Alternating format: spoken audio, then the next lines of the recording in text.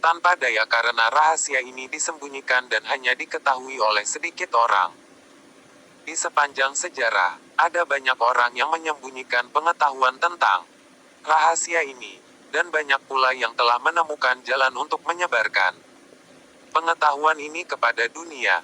Michael Bernard BCKWITH, visioner dan pendiri Agape International Spiritual Center. Saya telah melihat banyak keajaiban terjadi dalam hidup orang-orang. Keajaiban keuangan, keajaiban penyembuhan jasmani, penyembuhan mental, dan penyembuhan hubungan. Jack Canfield, pengarang, guru, pembimbing hidup, dan pembicara motivasi. Semua ini terjadi karena mengetahui cara menerapkan rahasia. Tanda pagar 3. Bob PROCTOR. Mungkin Anda sudah duduk di sana bertanya-tanya, apakah rahasia ini? Saya akan menceritakan bagaimana saya telah memahaminya. Kita semua bekerja dengan satu daya yang tak terhingga.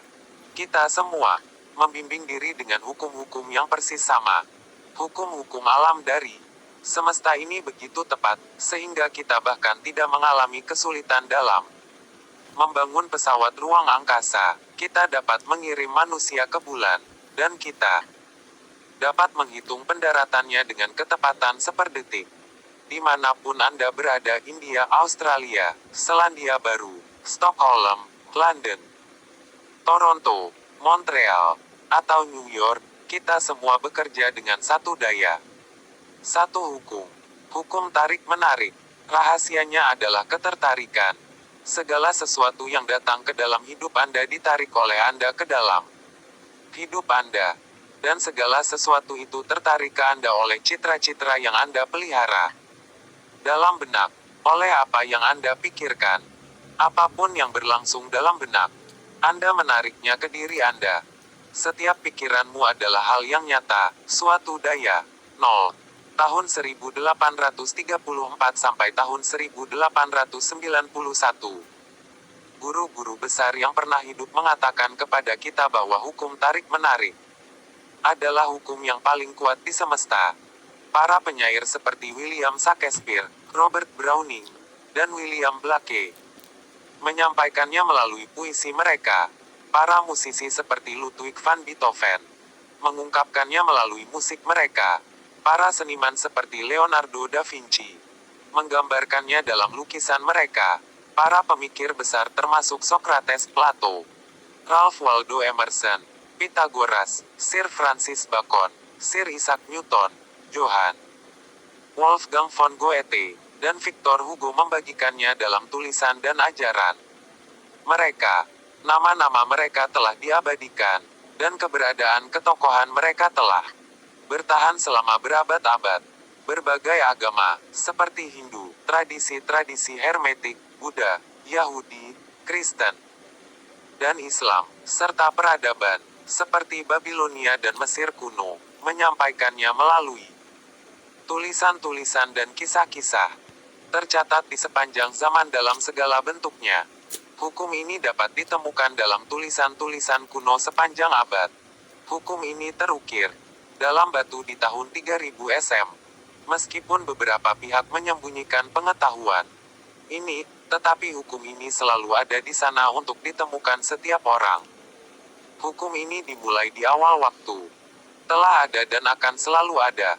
Ini adalah hukum yang menentukan keutuhan keteraturan semesta, setiap saat dari hidup Anda, dan setiap hal yang Anda alami dalam hidup. Tidak menjadi soal siapa Anda, atau di mana Anda berada, hukum tarik-menarik membentuk seluruh pengalaman hidup. Dan hukum yang sangat berdaya ini melakukannya melalui pikiran-pikiran Anda. Andalah yang mewujudkan hukum tarik-menarik ini, dan Anda melakukannya melalui pikiran-pikiran Anda. Pada tahun 1912, Charles Haanel menjelaskan hukum tarik-menarik sebagai hukum yang terbesar dan terpasti tempat seluruh sistem penciptaan bergantung. Bob PROCTOR. Orang-orang bijaksana selalu mengetahuinya. Anda bisa langsung kembali ke zaman Babilonia. Mereka telah mengetahuinya. Mereka adalah sekelompok kecil orang yang terpilih. Bangsa Babilonia kuno dan kemakmuran mereka telah terdokumentasikan dengan baik. Mereka juga dikenal karena menciptakan salah satu dari 7 keajaiban dunia, Taman Gantung Babylon. Melalui pemahaman dan penerapan hukum-hukum semesta, mereka menjadi salah satu ras terkaya dalam sejarah. Bob Proctor. Menurut Anda, mengapa 1% populasi menghasilkan sekitar 96% uang yang pernah dihasilkan? Apakah menurut Anda ini hanya kebetulan? Ini dirancang sedemikian rupa. Mereka mengerti sesuatu. Mereka mengerti rahasia. Dan sekarang, Anda sedang diperkenalkan kepada rahasia ini. Orang-orang yang menarik kekayaan ke dalam hidupnya telah menggunakan rahasia ini. Terlepas dari apakah disadari atau tidak disadari, mereka memikirkan pikiran-pikiran tentang kelimpahan dan kekayaan, dan mereka tidak membolehkan pikiran-pikiran yang sebaliknya memasuki benak mereka. Pikiran utama mereka adalah kekayaan. Mereka hanya mengenal kekayaan, dan tidak ada hal lain yang mengada dalam benaknya. Terlepas dari apakah mereka menyadarinya atau tidak, pikiran utama tentang kekayaanlah yang mendatangkan kekayaan pada mereka. Inilah tindakan hukum tarik menarik. Contoh yang sempurna untuk menunjukkan tindakan rahasia dan hukum tarik menarik adalah yang satu ini. Anda mungkin mengenal orang yang mendapat kekayaan besar telah kehilangan semuanya, tapi dalam waktu sebentar mendapatkan kembali kekayaan yang sama besarnya. Dalam kasus ini, terlepas dari apakah mereka menyadarinya atau tidak, yang terjadi adalah karena pikiran dominan mereka adalah tentang kekayaan. Inilah yang menyebabkan mereka mendapatkan kekayaannya kembali. Mereka membolehkan pikiran yang menakutkan tentang kehilangan kekayaan memasuki benak mereka, sampai pikiran yang menakutkan itu menjadi pikiran dominannya. Mereka membalikkan keseimbangan dari pikiran tentang kekayaan ke pikiran tentang kehilangan kekayaan, sehingga mereka kehilangan semua kekayaannya. Tetapi, setelah mereka kehilangan semuanya, ketakutan akan kehilangan menjadi menghilang, dan mereka membalikkan lagi keseimbangan ke pikiran dominan tentang kekayaan dan kekayaan. Mereka kembali lagi. Hukum tarik-menarik merespons pikiran Anda, terlepas dari apapun pikiran tersebut. 2. Tanda pagar 2. John Assraf. Bagi saya, cara tersederhana untuk memahami hukum tarik-menarik adalah jika saya menganggap diri sebagai magnet, dan saya tahu bahwa sebuah magen akan menarik sesuatu ke arahnya. Anda adalah magnet yang paling kuat di semesta. Di dalam diri Anda terdapat sebuah magnet yang lebih kuat daripada segala sesuatu yang ada di dunia, dan daya magnetis yang tak terbayangkan ini dipancarkan melalui pikiran-pikiran Anda. Bob Doyle, pengarang dan spesialis hukum tarik-menarik. Pada dasarnya hukum tarik-menarik mengatakan bahwa kemiripan akan menarik kemiripan. Tetapi sebenarnya kita berbicara di tingkat pikiran. Hukum tarik-menarik mengatakan bahwa kemiripan menarik kemiripan. Jadi ketika Anda memikirkan suatu pikiran, Anda juga menarik pikiran-pikiran serupa ke diri Anda. Berikut ini adalah beberapa contoh yang mungkin pernah Anda alami dari hukum tarik menarik dalam hidup Anda. Pernahkah Anda mulai memikirkan sesuatu yang tidak terlalu Anda sukai, dan semakin Anda memikirkannya, tampaknya semakin memburuk? Ini disebabkan ketika Anda memikirkan sebuah pikiran, hukum tarik-menarik segera mendatangkan lebih banyak pikiran yang serupa kepada Anda. Dalam hitungan menit Anda sudah mendapatkan begitu banyak pikiran tidak menyenangkan yang serupa dan membuat situasi tampak memburuk. Semakin Anda memikirkannya, semakin kesal Anda. Mungkin Anda pernah mengalami penarikan pikiran-pikiran yang serupa ketika Anda mendengarkan sebuah lagu, dan kemudian Anda menemukan bahwa lagu itu terus melekat di benak Anda. Lagu itu terus diputar dalam kepala Anda. Ketika Anda mendengarkan lagu itu, meskipun mungkin Anda tidak menyadarinya, Anda memberinya perhatian yang penuh serta memusatkan pikiran padanya. Ketika Anda melakukan hal ini, Anda menarik lebih banyak pikiran yang serupa dengan lagu itu, dan dengan demikian, hukum tarik-menarik mulai bertindak dan mendatangkan lebih banyak pikiran tentang lagu itu, lebih dan lebih lagi. John ASSIRAF. Tugas kita sebagai manusia adalah memelihara pikiran-pikiran yang kita inginkan. Memperjelas apa yang kita inginkan di dalam benak. Dari situ kita mulai membangunkan salah satu hukum terbesar di semesta, dan itulah hukum tarik-menarik.